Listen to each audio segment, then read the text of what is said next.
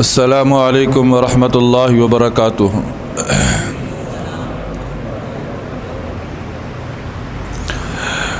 الحمد للہ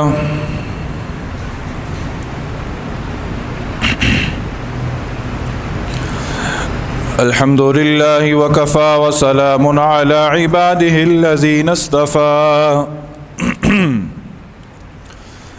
اما بعد فاعوذ باللہ من الشیطان الرجیم بسم اللہ الرحمن الرحیم وَإِذْ أَخَذَ اللَّهُ مِيثَاقَ النَّبِيِّينَ لَمَا آتَيْتُكُم مِّن كِتَابٍ وَحِكْمَةٍ ثُمَّ جَاءَكُمْ رَسُولٌ مُصَدِّقٌ لِّمَا مَعَكُمْ لَتُؤْمِنُنَّ بِهِ وَلَتَنصُرُنَّهُ قَالَ أَأَقْرَرْتُمْ وَأَخَذْتُمْ عَلَى ذَلِكُمْ إِصْرِي قالوا أقررنا قال فاشهدوا وأنا معكم من الشاهدين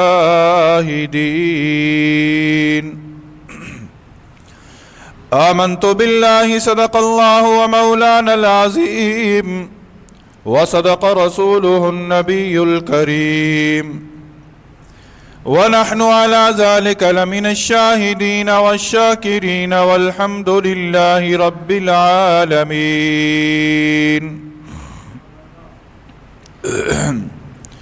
تمام احباب انتہائی ذوق شوق عقیدت محبت احترام اور ثواب کی نیت سے ایک مرتبہ درود شریف پڑھ لیجیے۔ اللهم صل على محمد وعلى آل محمد كما صليت على إبراهيم وعلى آل إبراهيم إنك حميد مجيد۔ اللهم بارك على محمد وعلى آل محمد كما باركت على إبراهيم وعلى آل إبراهيم إنك حميد مجيد۔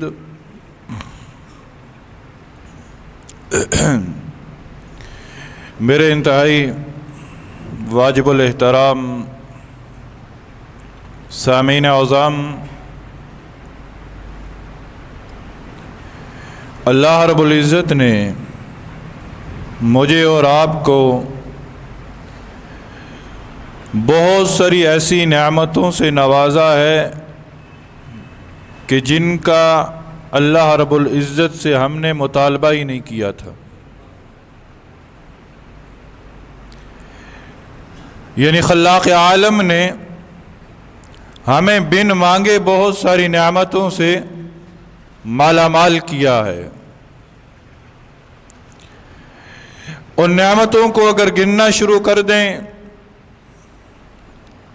تو زندگی کے اوراق ختم ہو سکتے ہیں، لیکن رب تعالیٰ کی دی ہوئی نعمتوں کی تعداد گننا ختم نہیں ہو سکتا۔ اتنی زیادہ نعمتیں جو اللہ نے ہمیں بن مانگے عطا کی ہیں۔ انہی نعمتوں میں سے ایک نعمت کہ آقا دو جہاں نبی کریم صلی اللہ علیہ وسلم کی امت میں رب نے ہمیں بن مانگے پیدا کیا ہے۔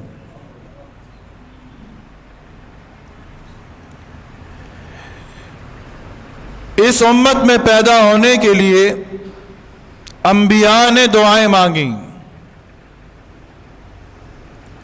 حضرت موسیٰ علیہ السلام، حضرت عیسیٰ علیہ السلام کہا کہ اللہ، جس نبی کی ہم تعریف سن رہے ہیں یا جس امت کی ہم تعریف سن رہے ہیں، اے اللہ وہ امت ہمیں دے، اگر یہ امت ہمیں نہیں دے سکتا تو مولا ہمیں اس امت میں پیدا فرما دے۔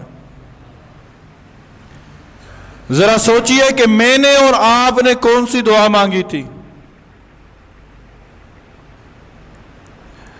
میں نے اور آپ نے تو دعا نہیں مانگی، لیکن اللہ نے کرم فرمایا، حضرت آدم علیہ السلام سے لے کر آقا دو جہاں نبی کریم صلی اللہ علیہ وسلم تک کتنے افراد اس دنیا میں آئے۔ رب چاہتا تو ہمارا شمار بھی ان افراد میں کر دیتا۔ رب تعالیٰ نے ہم پر یہ احسان فرمایا کہ اللہ رب العزت نے ہمیں اپنے حبیب کی امت میں پیدا کیا. یہ رب تعالیٰ کا بہت بڑا احسان ہے. اور کس حبیب کی امت میں؟ اس حبیب کی امت میں کہ جسے رب تعالیٰ نے تمام نبیوں کا سردار بنا کر اس دنیا کے اندر بھیجا. اس حبیب کی امت میں کہ جس حبیب کو اللہ رب العزت نے تمام تر نعمتوں سے مالا مال کر کے دنیا کے اندر بھیجا. اس نبی کی امت میں، اس حبیب کی امت میں کہ جس کو حضرت ابراہیم خلیل اللہ نے بیت اللہ کی تعمیر کے بعد رب تعالیٰ کی بارگاہ سے مانگا تھا. کس حبیب کی امت میں؟ اس حبیب کی امت میں کہ جو اس وقت بھی نبی تھے. حضرت آدم علیہ السلام سے لے کر حضرت عیسیٰ علیہ السلام تک کم و بیش 1,24,000 پیغمبر اس کائنات کے اندر تشریف لائے، لیکن کسی نبی نے یہ جملہ نہ کہا جو اللہ کے اس حبیب نے کہا. وہ جملہ کیا تھا؟ حضرت ابو ہریرہ رضی اللہ تعالی عنہ فرماتے ہیں کہ نبی کریم صلی اللہ علیہ وسلم نے فرمایا، اے ابو ہریرہ، میں اس وقت بھی نبی تھا، میں اس وقت بھی نبی تھا جب آدم ابھی پانی اور مٹی کے درمیان تھے. میں اس وقت بھی نبی تھا. کس حبیب کی امت میں اللہ نے ہمیں پیدا کیا؟ ذرا اپنی قسمت پر ناز تو کرو، اپنی قسمت کے بارے میں فخر تو کرو، اور اللہ کا شکر تو ادا کرو کہ اللہ نے ہمیں اس حبیب کی امت میں پیدا کیا کہ جس حبیب کے بارے میں حضرت آدم علیہ السلام نے اپنے بیٹے حضرت شیس کو کہا تھا، اے شیس، اللہ سے دعا مانگنا. جب بھی دنیا کے اندر کوئی مشکل پڑے اللہ سے دعا مانگنا، اور اگر تم یہ چاہتے ہو کہ تمہاری دعا قبول ہو تو احمد مجتبیٰ پہ درود بھیج دینا، محمد عربی پر درود بھیجنا، محمد صلی اللہ علیہ وسلم پہ درود بھیجنا. بیٹا باپ سے پوچھتا ہے، اے ابا جان، یہ نام پہلے کبھی نہیں سنا، یہ محمد کون ہے، یہ محمد کون ہے؟ باپ اپنے بیٹے کو کہتا ہے، اے بیٹا، جب میں جنت سے آ رہا تھا تو جنت کے ہر درخت کے ہر پتے پر میں نے نام محمد کو لکھا ہوا دیکھا ہے. اللہ نے ہمیں اس نبی کی امت میں پیدا کیا. یہ خلاق عالم کا کتنا بڑا احسان ہے. ہم اس ایک احسان کا شکر ادا کرنا چاہیں، ساری زندگی ہم اپنا سر سجدے میں رکھ کر گزار دیں، ہم اس ایک نعمت کا شکر ادا نہیں کر سکتے. اللہ رب العزت نے ہم پر یہ اتنا بڑا کرم فرمایا ہے. اور پھر اللہ رب العزت نے ہمیں اس حبیب کی امت میں پیدا کیا. اس کائنات کا وجود ابھی نہ تھا کہ 2 بڑے جلسے ہوئے ہیں. آج کل ہم معاشرے کے اندر دیکھتے ہیں نا، جلسے ہو رہے ہیں، جلسے ہو رہے ہیں، کہیں سیاسی طور پر ہو رہے ہیں، کہیں دینی جماعتیں جلسہ کر رہی ہیں، کہیں کسی طرح کوئی نہ کوئی روپ میں جلسے ہو رہے ہیں. لیکن 2 جلسے کائنات کا وجود نہ تھا کہ 2 جلسے ہوئے ہیں کہ 2 جلسوں کی صدارت خود رب نے کی ہے. ان جلسوں کی صدارت رب نے کی ہے. ایک جلسہ عمومی تھا اور ایک جلسہ خصوصی تھا. عمومی جلسے میں اور آپ بھی تھے، ہماری روحیں موجود تھیں. حضرت آدم علیہ السلام سے لے کر قیامت تک آنے والا جو آخری انسان ہے اس کی روح بھی موجود تھی. رب تعالیٰ نے ان روحوں سے پوچھا کہ الستُ بربکم، کہ کیا میں تمہارا رب نہیں ہوں؟ تو سب نے کہا کہ قالوا بلا وربنا، کیوں نہیں اللہ، آپ ہی ہمارے رب ہیں، آپ ہی ہمارے رب ہیں. پہلے جلسے کے اندر اپنی ربوبیت کا اقرار کروایا اور دوسرے جلسے کے اندر اپنے حبیب کی عظمت کا پرچار کروایا. دوسرا جلسہ منعقد ہوا، اس جلسے کے اندر عام لوگ نہ تھے، اس جلسے کے اندر حضرت آدم علیہ السلام سے لے کر حضرت عیسیٰ علیہ السلام تک اللہ نے جتنے نبی جتنے رسول اس دنیا کے اندر بھیجنے تھے سب کو اکٹھا کیا. اور یہ بات میں اپنے آپ اپنی طرف سے نہیں کر رہا، قرآن کہہ رہا ہے کہ وَإِذْ أَخَذَ اللَّهُ، کہ اللہ رب العزت نے فرمایا کہ یاد کرو اس وقت کو کہ جب اللہ رب العزت نے ایک میثاق کیا، ایک وعدہ لیا. وعدہ کس سے لیا؟ نبیوں سے لیا، انبیاء سے لیا. اور وعدہ کیا تھا؟ اے نبیوں، اے رسولوں، اے ابراہیم، اے موسیٰ، اے عیسیٰ، اے دانیال، اے عزیر، مجھ سے ایک وعدہ کرو. اے اللہ کون سا وعدہ؟ اللہ وعدہ کس چیز پر لے رہے ہیں؟ اللہ وعدہ اس چیز پر لے رہے ہیں کہ میرا حبیب آئے گا، میرا حبیب آئے گا. اگر میرا حبیب تمہارے درمیان آ جائے تو تم مجھ سے وعدہ کرو کہ تم اس کی مدد کرو گے، تم اس پر ایمان لے کر آؤ گے. تو سب نے کہا کہ قالوا اقررنا، ہاں ہاں اللہ ہم اس بات کا وعدہ کرتے ہیں، ہم اس بات کا اقرار کرتے ہیں. تو اللہ رب العزت نے ہمیں اپنے اس حبیب کی امت میں پیدا کیا. اللہ رب العزت نے پھر اپنے اس حبیب کو خاتم النبیین بنا کر اس کائنات کے اندر بھیجا. خاتم النبیین بنا کر. کس طرح خاتم النبیین بنا کر؟ ہم کلمہ پڑھتے ہیں، کلمہ پڑھتے ہیں لا الہ الا اللہ محمد الرسول اللہ. اور آج افسوس کے ساتھ یہ کہنا پڑ رہا ہے کہ نبی کے محبت کے دعوے دار تو ہیں اور ہمیں کلمے کی جو ہے تلفظ کی ادائیگی ہماری ٹھیک نہیں ہے، ہمارے کلمے کے تلفظ کی ادائیگی ٹھیک نہیں ہے. اکثر اوقات کلمہ پڑھا جا رہا ہے لا الہ الا اللہ محمد الرسول اللہ، دعویٰ ہے نبی سے محبت کا، اور ہمارے کلمے کے تلفظ کی ادائیگی ٹھیک نہیں ہے. کلمے کے تلفظ کی ادائیگی کیا ہے؟ لا الہ الا اللہ محمد الرسول اللہ، محمد الرسول اللہ. تو لا الہ الا اللہ جب ہم پڑھتے ہیں، لا الہ الا اللہ کے کلمات پر غور کرو، لا الہ الا اللہ کے الفاظ پر غور کرو. لا الہ الا اللہ کے پورے جملے پر کوئی نقطہ نہیں ہے، لا الہ الا اللہ کے پورے جملے پر کوئی نقطہ نہیں ہے. یہ اس بات کی دلالت ہے کہ اللہ رب العزت کے سوا کوئی وحدہ لا شریک نہیں ہے. وہ اللہ رب العزت وحدہ لا شریک ہے، اس کے سوا کوئی معبود نہیں ہے، اس کے سوا کوئی خالق نہیں ہے، اس کے سوا کوئی عبادت کے لائق نہیں ہے. پھر اگلا جملہ آتا ہے محمد الرسول اللہ، اگلا جملہ آتا ہے محمد الرسول اللہ. اس پر بھی کوئی نقطہ نہیں ہے. جس طرح لا الہ الا اللہ پہ نقطہ نہیں ہے، محمد الرسول اللہ پہ بھی نقطہ کوئی نہیں ہے. یہ اس بات کی دلیل ہے اس سے پہلے جتنے بھی انبیاء آئے، لا الہ الا اللہ پیغام ایک ہی رہا، پیغمبر بدلتے رہے. لا الہ الا اللہ پیغام ہے، آگے پیغمبر بدلتے رہے. لا الہ الا اللہ آدم صفی اللہ، لا الہ الا اللہ نوح نجی اللہ، لا الہ الا اللہ ابراہیم خلیل اللہ، لا الہ الا اللہ اسماعیل ذبیح اللہ، لا الہ الا اللہ موسیٰ کلیم اللہ، لا الہ الا اللہ یوسف صدیق اللہ، لا الہ الا اللہ عیسیٰ مسیح اللہ. پیغام ایک رہا، پیغمبر بدلتے رہے، اور لا الہ الا اللہ پر نقطہ نہیں.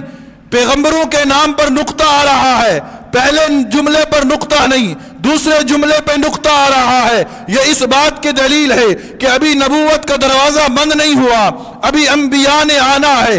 آدم صفی اللہ نقطہ ہے، پتہ چلا نبوت کا دروازہ بند نہیں، ابھی کسی اور نبی نے آنا ہے. نوح نجی اللہ نقطہ ہے، پتہ یہ چلا نبوت کا دروازہ بند نہیں ہوا، ابھی کسی اور نبی نے آنا ہے.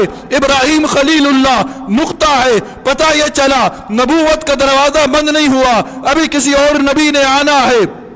اسماعیل ذبیح اللہ نقطے ہیں، پتہ یہ چلا نبوت کا دروازہ بند نہیں ہوا، ابھی کسی اور نبی نے آنا ہے۔ ابراہیم خلیل اللہ، موسیٰ کلیم اللہ نقطے ہیں، پتہ یہ چلا ابھی کسی اور نبی نے آنا ہے۔ یوسف صدیق اللہ، پتہ یہ چلا ابھی کسی اور نبی نے آنا ہے۔ عیسیٰ مسیح اللہ نقطے ہیں، پتہ یہ چلا ابھی کسی اور نبی نے آنا ہے۔ لا الہ الا اللہ محمد الرسول اللہ، جس طرح میرے نام پر نقطہ کوئی نہیں، میرے سوا کوئی معبود نہیں، اے میرے حبیب اب میں آپ کو خاتم النبیین بنا کر دنیا میں بھیج رہا ہوں، اب آپ کے بعد قیامت تک کسی نبی کا ظہور نہیں ہے، اب کسی نبی نے نہیں آنا۔ یہ ہے خاتم النبیین۔ اللہ رب العزت نے ہمیں ان کی امت میں پیدا کیا، اور پھر کنی کی امت میں پیدا کیا؟ قل یا ایھا الناس انی رسول اللہ الیکم جمیعا،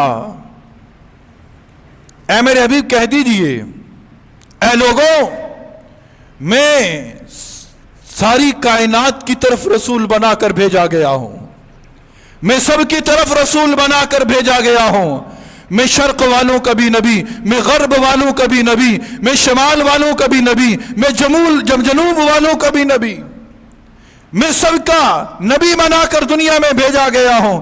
اور یہ جملہ اس سے پہلے کسی نے نہیں کہا تھا، حضرت آدم سے لے کر حضرت عیسیٰ تک آئے، یہ جملہ پہلے کسی نے نہیں کہا تھا۔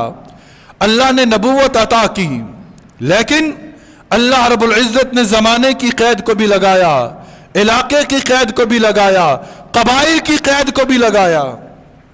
جتنے بھی انبیاء آئے اللہ رب العزت نے وقت کی قید کو بھی رکھا، علاقے کی قید کو بھی رکھا، قبائل کی قید کو بھی رکھا، یہاں تک کہ ایک ایک وقت کے اندر کئی نبی دنیا کے اندر تشریف لائے ہیں۔ حضرت آدم علیہ السلام کو اللہ رب العزت نے نبی بنا کر بھیجا، پھر اس کے بعد اللہ رب العزت نے حضرت نوح علیہ السلام نبی بن کر اس کائنات کے اندر تشریف لائے، لیکن زمانہ بھی مقید تھا، علاقہ بھی مقید تھا، اور قبائل بھی مقید تھے۔ ابراہیم خلیل اللہ کو اللہ نے نبوت دی، حضرت موسیٰ علیہ السلام کو اللہ نے نبوت دی، حضرت شعیب علیہ السلام کو اللہ نے نبوت دی۔ ایک وقت کے اندر ایک طرف حضرت موسیٰ علیہ السلام نبی ہیں، اور دوسری طرف ایک قبیلے کے لیے حضرت شعیب علیہ السلام نبی ہیں۔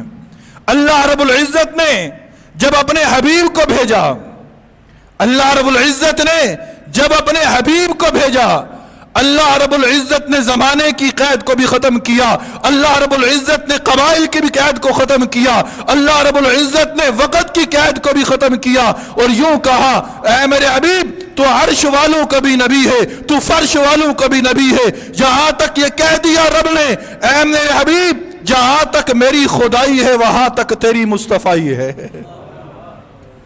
وہاں تک تیری مصطفیٰ ہے۔ اللہ رب العزت نے ہمیں اس نبی کی امت میں پیدا کیا ہے، یہ اللہ رب العزت کا کتنا بڑا انعام ہے۔ اور وہ نبی اس کائنات کے اندر تشریف لائے مہینہ ربیع الاول کا تھا۔ یہ جو مہینہ گزر رہا ہے نا ربیع الاول کا، اس ماہ مبارک کے اندر آقا دو جہاں نبی کریم صلی اللہ علیہ وسلم تشریف لائے، اور اس ماہ مبارک کے اندر 4 بڑے کام ہوئے ہیں، 4 بڑے کام۔ ولادت مصطفیٰ اسی مہینے کے اندر ہے، نبی صلی اللہ علیہ وسلم اس کائنات کے اندر تشریف لائے، ولادت مصطفیٰ۔ پھر اللہ رب العزت نے اپنے نبی کے سر پر نبوت کا تاج رکھا، جب نبوت کا تاج رکھا مہینہ کون سا تھا؟ وہ بھی مہینہ ربیع الاول کا تھا۔ پھر اللہ رب العزت کے حبیب نے مکہ سے مدینہ کی طرف ہجرت کی، مکہ سے مدینہ کی طرف ہجرت کی، آغاز محرم کے اندر ہوا، اختتام ربیع الاول کے اندر ہوا۔ یعنی نبی صلی اللہ علیہ وسلم نے جو ہجرت کی مکہ سے مدینہ کی طرف، مہینہ کون سا تھا؟ وہ مہینہ بھی ربیع الاول کا تھا۔ پھر آقا دو جہاں نبی کریم صلی اللہ علیہ وسلم نے اس دنیا سے پردہ فرمایا، مہینہ کون سا تھا؟ ربیع الاول کا تھا۔ تو ولادت مصطفیٰ، نبوت مصطفیٰ، بعثت مصطفیٰ، ہجرت مصطفیٰ اور وصال مصطفیٰ، یہ 4 کام جو ہوئے ہیں یہ اسی ماہ مبارک کے اندر ہوئے ہیں۔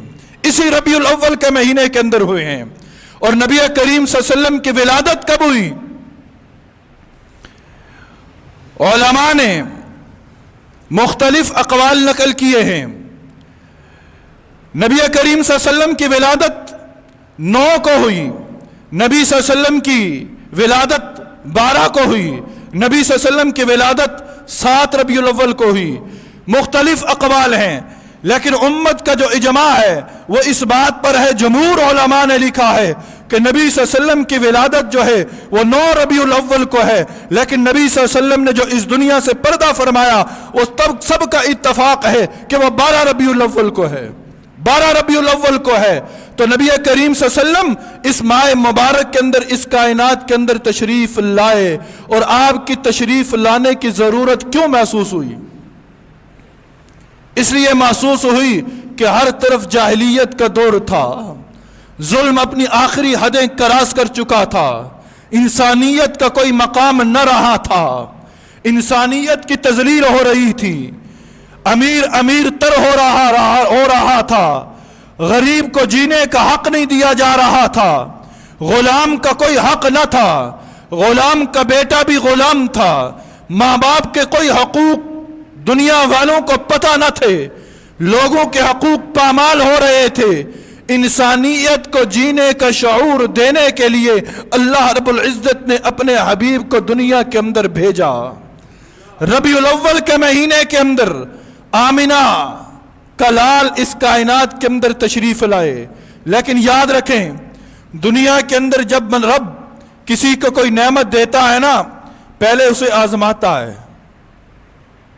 یہ آزمائشیں در حقیقت رب کی طرف سے آتی ہیں، ان آزمائشوں میں گھبرایا نہ کرو، ان آزمائشوں میں ثابت قدم رہنے کی دعا مانگا کرو۔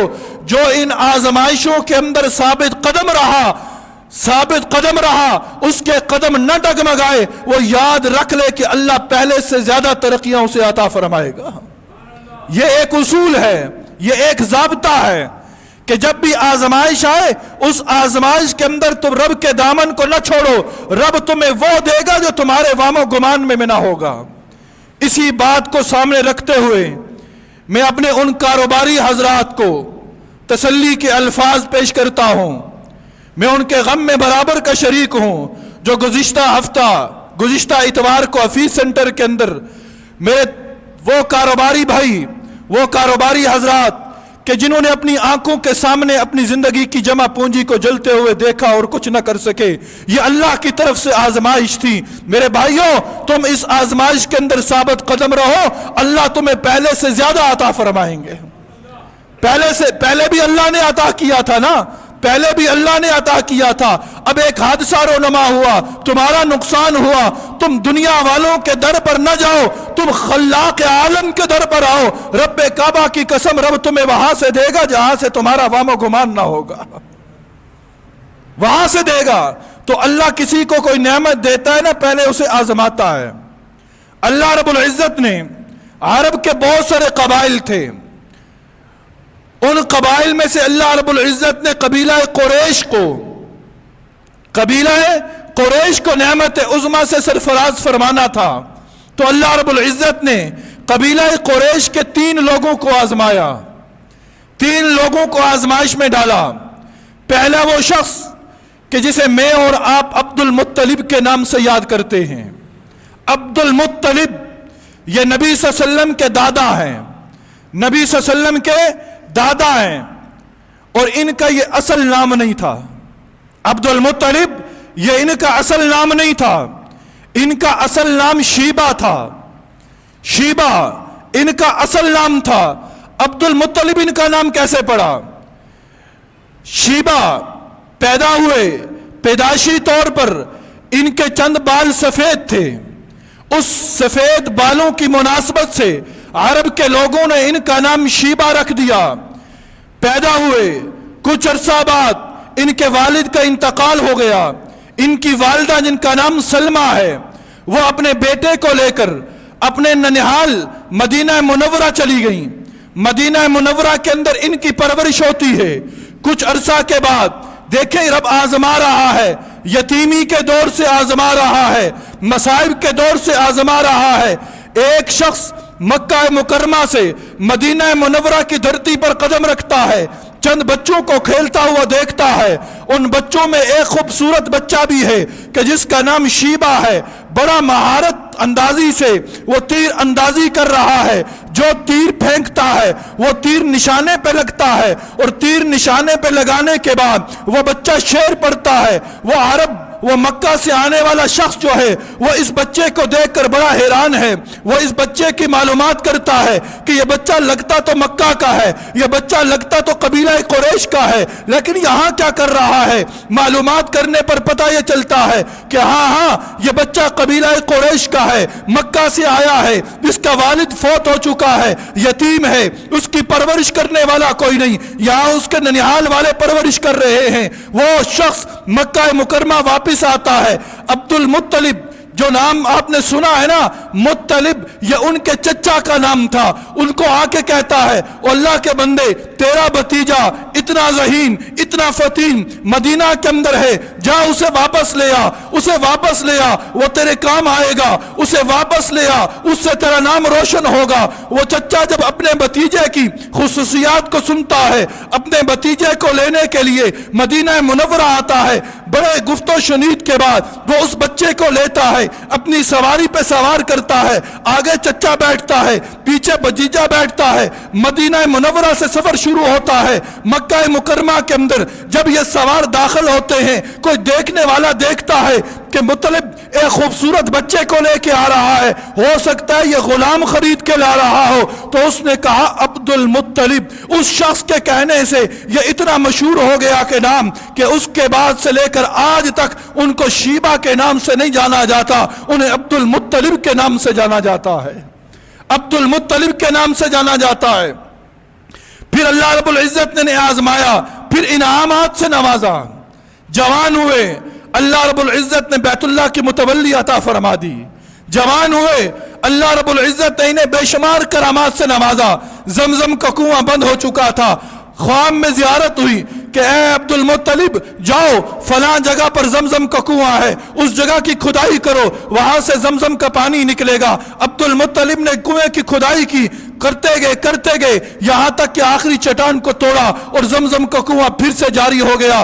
پھر اللہ رب العزت کے ہاں انہوں نے منت مانی کہ اے اللہ مجھے 10 بیٹے دے، ان میں سے ایک میں تیرے راہ میں قربان کروں گا۔ دیکھیں عبد المطلب کو آزمایا اللہ رب العزت نے، پھر یہ آزمائش کے اندر پورے اترے، اللہ نے بیت اللہ کا ولی بنایا۔ پھر اللہ رب العزت نے 10 بیٹے دیے، آخری بیٹا حضرت عبداللہ ہے، پیدا ہوئے، کہا کہ اب اسے اللہ کے راستے پہ قربان کرنا ہے۔ قربان کرنے کے لیے نکلنے لگے، عرب کے لوگوں نے کہا کہ نانا یہ خوبصورت بچہ ہے، اسے نہ قربان کرو، اس کے بدلے میں تم 10 اونٹ ذبح کر دو۔ قرہ ڈالا گیا، 10 اونٹ ایک طرف، عبداللہ ایک طرف، قرہ عبداللہ کے نام نکلا۔ اونٹ بڑھاتے گئے یہاں تک کہ 100 اونٹ ایک طرف آئے، ایک طرف عبداللہ کا نام ہے، قرہ 100 اونٹوں کے نام نکلا۔ اللہ رب العزت کی بارگاہ میں عبد المطلب نے 100 اونٹوں کو ذبح کیا۔ یہ حضرت عبداللہ کی آزمائش ہے۔ پھر اس کے بعد حضرت عبداللہ کیا ہوا؟ جوان ہوئے، مدینہ منورہ کی طرف سفر کیا۔ مدینہ منورہ کے اندر ایک قبیلہ ہے بنو زہرہ، اس کی ایک لڑکی نوجوان پاک سیرت عبداللہ کو دیکھا، اس کی سیرت کو دیکھا، ادھر مدینہ والوں نے آمنہ کی سیرت کو دیکھا، ان کا آپس میں نکاح کروا دیا۔ دوسرا شخص تھا عبداللہ کہ جس کو اللہ نے آزمایا۔ تیسری شخصیت تھی حضرت آمنہ کی، اللہ نے انہیں بھی آزمایا، نکاح ہوا، مکہ میں آئے۔ ابھی چند دن گزرے تھے، چند مہینے گزرے تھے کہ حضرت عبداللہ سفر کے لیے شام کی طرف روانہ ہو گئے۔ جوان جوڑا ہے، بیوی شور کی جدائیگی برداشت نہیں کر سکتی۔ حضرت عبداللہ نے کہا اے آمنہ پریشان نہ ہو، میں بہت جلد واپس لوٹ آؤں گا۔ ہاں جب قبیلہ واپس آئے، جب جو ہے وہ قافلہ واپس آئے، مکہ کے اندر داخل ہو، گھنٹی بجے گی۔ جب گھنٹی بجے گی تو یاد رکھنا آمنہ، تم دروازہ کھول لینا یا سمجھ لینا کہ میں آ رہا ہوں۔ اور صرف 12 ربیع الاول کو عشق مصطفیٰ کے نعرے لگانے والوں سنو کہ اس نبوت کے خاندان نے کتنی قربانیاں دی ہیں، کتنی قربانیاں ہیں۔ آج صرف ایک دن ہم جھنڈیاں لگا کر کہتے ہیں کہ ہم عاشق رسول ہیں۔ دیکھیں حضرت عبداللہ سفر کرنے کے لیے تجارت کے سفر میں شام جاتے ہیں، وہاں سے واپسی پر بخار آتا ہے، مدینہ منورہ کے اندر ٹھہر جاتے ہیں، قافلہ مکہ میں داخل ہوتا ہے، گھنٹی بجتی ہے، آمنہ دروازہ کھولتی ہے، لیکن سامنے عبداللہ نظر نہیں آتے ہیں، سامنے عبداللہ نظر نہیں آتے۔ معلومات کرتے ہیں کیا ہوا، کہا عبداللہ بیمار ہو گئے، عبداللہ بیمار ہو گئے، مدینہ منورہ کے اندر قیام کر رہے ہیں، قریبی رشتہ دار مکہ سے مدینہ جاتے ہیں عبداللہ کو لینے کے لیے، لیکن وہ مدینہ پہنچتے نہیں کہ عبداللہ کا انتقال ہو جاتا ہے، عبداللہ کا انتقال ہو جاتا ہے۔ سنو، ایک جوان عورت کو جب یہ خبر ملی ہوگی کہ تمہارے شوہر کا انتقال ہو گیا تو اس پر کیا گزر رہی ہوگی، اس پر کیا گزری ہوگی۔ یہ تھی حضرت آمنہ کی آزمائش، لیکن ان تینوں شخصیات نے آزمائش کے اندر ثابت قدمی اختیار کی، اور اللہ رب العزت نے پھر انہیں وہ عطا فرمایا جو رب کے خزانے میں ایک ہی تھا، جو رب کے خزانے میں ایک ہی تھا۔ پھر رب تعالیٰ نے حضرت آمنہ کے گھر ربیع الاول کے مہینے میں وہ اتارا کہ جس کے چہرے کو رب نے والضحیٰ کہا، جس کی زلفوں کو رب نے واللیل کہا، اور جس کو حضرت عائشہ نے کہا۔ کسی نے پوچھا کہ نبی کے اخلاق کیا ہے، حضرت عائشہ نے کہا تھا کہ تم قرآن نہیں پڑھتے، سارا قرآن اس نبی کا اخلاق ہے، سارا قرآن اس نبی کا اخلاق ہے۔ وہ آمنہ کا لال ربیع الاول کے مہینے میں اس کائنات کے اندر تشریف لائے، اور اس کے بعد کی زندگی کے حالات کیا ہیں، زندگی رہی اگلے جمعے عرض کروں گا۔ اللہ تعالی ہم سب کو نبی صلی اللہ علیہ وسلم کی سچی محبت نصیب فرما دے، آمین۔